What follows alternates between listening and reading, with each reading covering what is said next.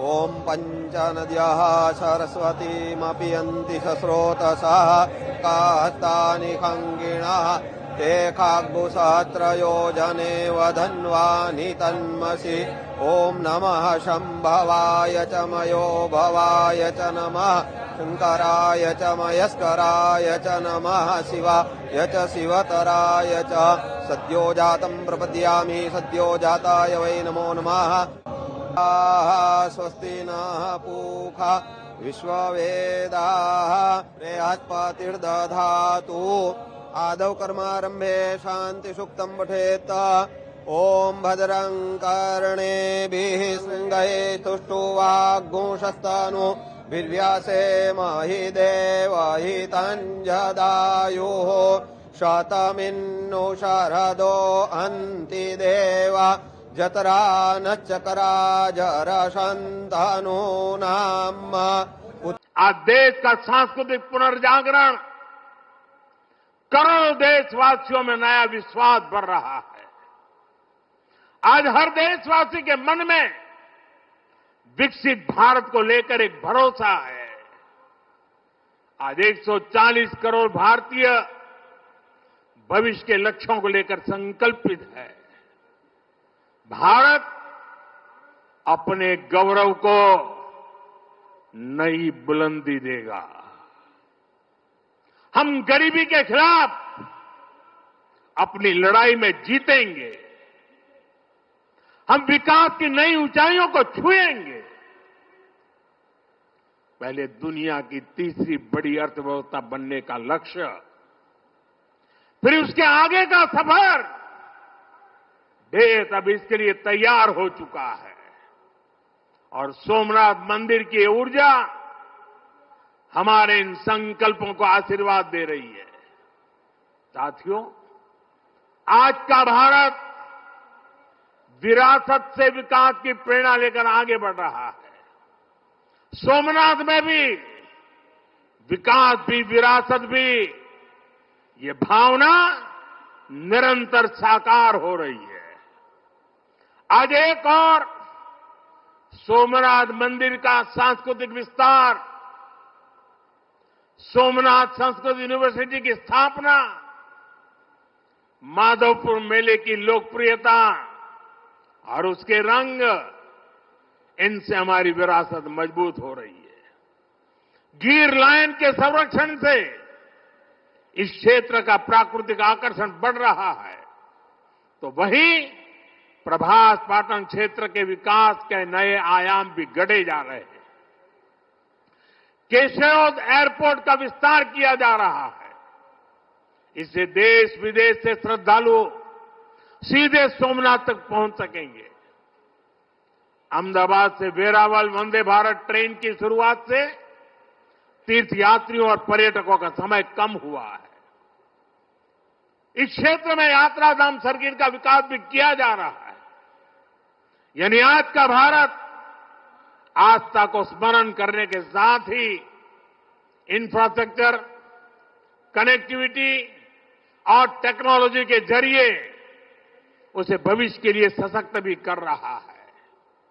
साथियों, हमारी सभ्यता का संदेश कभी किसी को पराजित करने का नहीं रहा, बल्कि जीवन को संतुलन में रखने का रहा है।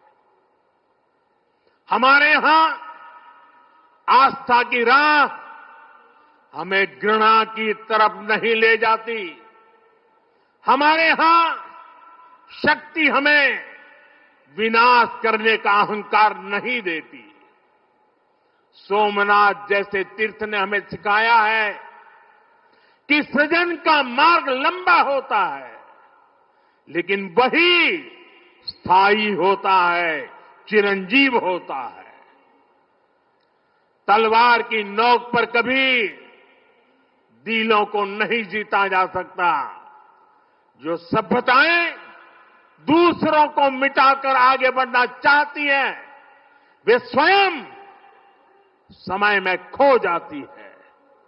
इसलिए भारत ने दुनिया को ये नहीं सिखाया कि दूसरे को हराकर कैसे जीता जाए, बल्कि ये सिखाया कि कैसे दिलों को जीतकर जिया जाए।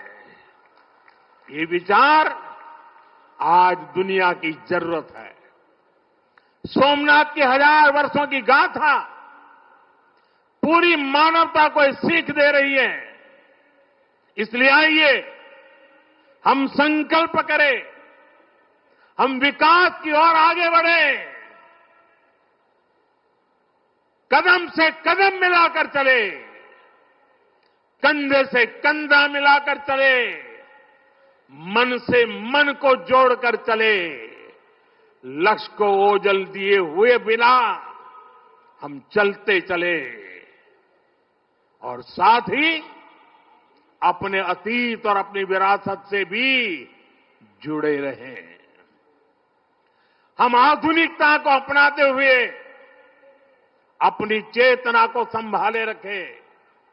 आइए सोमनाथ स्वाभिमान पर्व जैसे आयोजनों से प्रेरणा लेते हुए विकसित होने के मार्ग पर तेजी से चले। हर चुनौती को पार करते हुए हम अपने लक्ष्य तक पहुंचे। और ये कार्यक्रम आज तो शुरू हो रहा है। हमें 1000 साल का स्मरण देश के कोने कोने में करना है। दुनिया को हमारी विरासत का परिचय करवाना है। हमें 75 साल का ये नया पर्व भी मनाना है और हम 2027 मई तक इसको मनाते रहें, जन जन को जगाते रहें। जगा हुआ देश सपनों को साकार करने के लिए चलता रहे। इसी कामना के साथ एक बार फिर समस्त देशवासियों को मैं बहुत बहुत शुभकामनाएं देता हूं। हर हर महादेव। जय सोमनाथ, जय सोमनाथ, जय सोमनाथ।